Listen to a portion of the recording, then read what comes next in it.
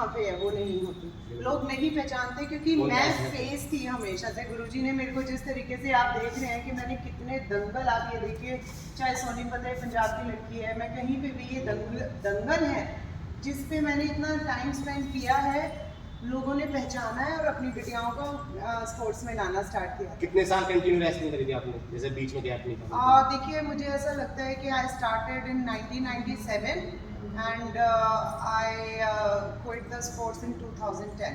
Commonwealth games में लड़े थे आप?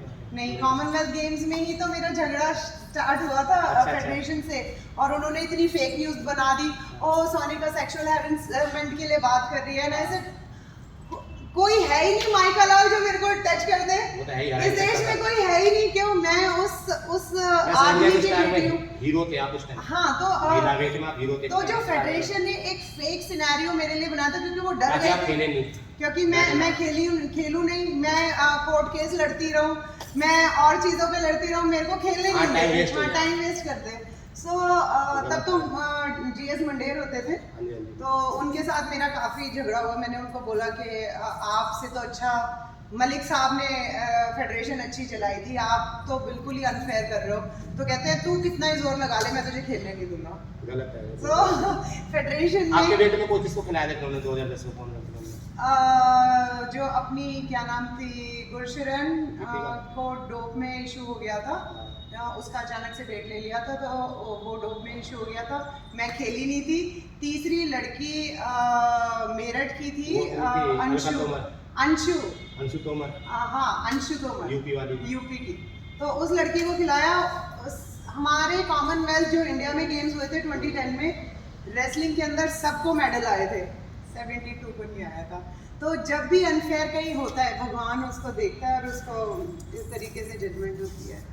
या अपने पिताजी के बारे में दो शब्द बोलना चाहोगे? इतने अच्छे पहलवान थे, नहीं महाराष्ट्र कर्नाटक जाते थे, उनका नाम लेते हैं एक अच्छे। देखिए गुरु मास्टर जो चंगीराम है ना, वो मैं बोलती हूँ कि he was not a person, he was personality.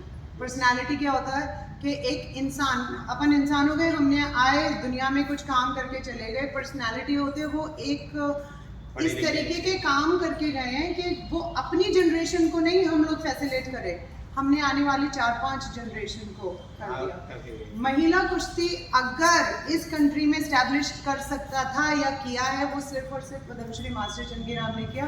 वो भी इसलिए किया कि उनके घर में 3 बेटियां थी। यस हम 3 बहनें थी। तो उनको अगर आप जानते हो जसराम जी, जसोला के, हाँ गुरु जसराम जी, ये दोनों बहुत अच्छे फ्रेंड थे। उन्होंने कह दिया है चंदगीराम, जब तू ही नहीं करवा सकता, तेरी तो 3 छोरी हैं, तो हम कौन होते हैं करवाने वाले? वो भी इंडिया में कुश्ती, कौन गाली खाए? सारे ब्रह्मचारियों की। और तब तो गुरु हनुमान जी जिंदा होते थे, वो जहाँ जाते थे अपना लड़का देते थे। तो सारी ब्रह्मचारियों की जगह लड़कियों को कौन टच करने देगा?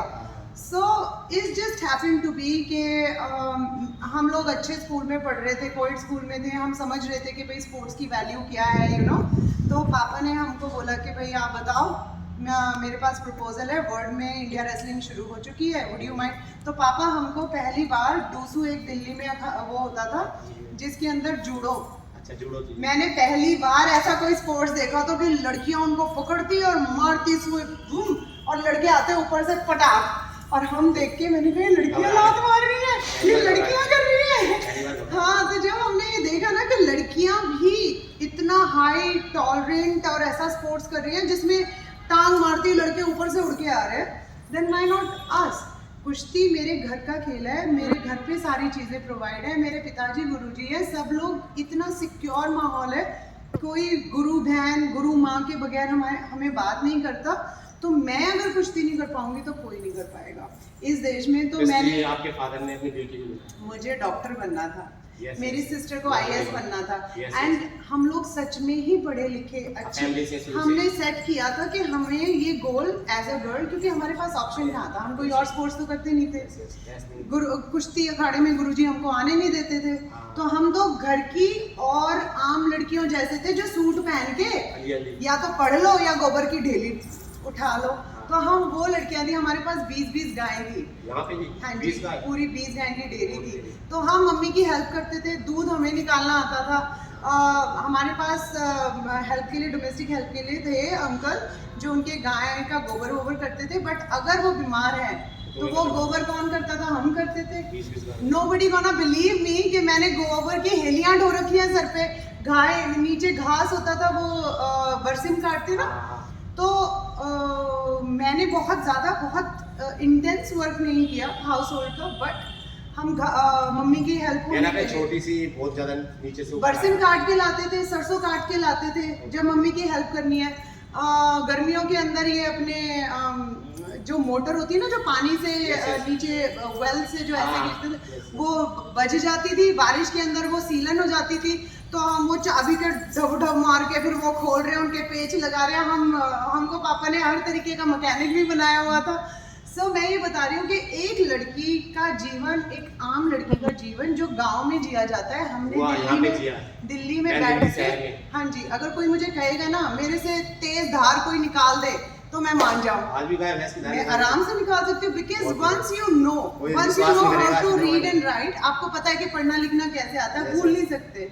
आपने दूध, ये स्किल सेट हो जाता है कि भाई मेरे को दूध निकालना है। अरे क्या हुआ कि एक टाइम पे मुझे जैसे अंगूठे में चोट लगी ना, तो ऐसे ना निकल के तो फिर मैं ऐसे लगाती थी, तो यहाँ पे गांठें पड़ जाती थी, क्यों? वो श्रिंक होता था तो यहाँ गांठें पड़ जाती है। अगर जो भी अंगूठे से दूध निकालता है उसको गांठें आराम से पड़ जाती है।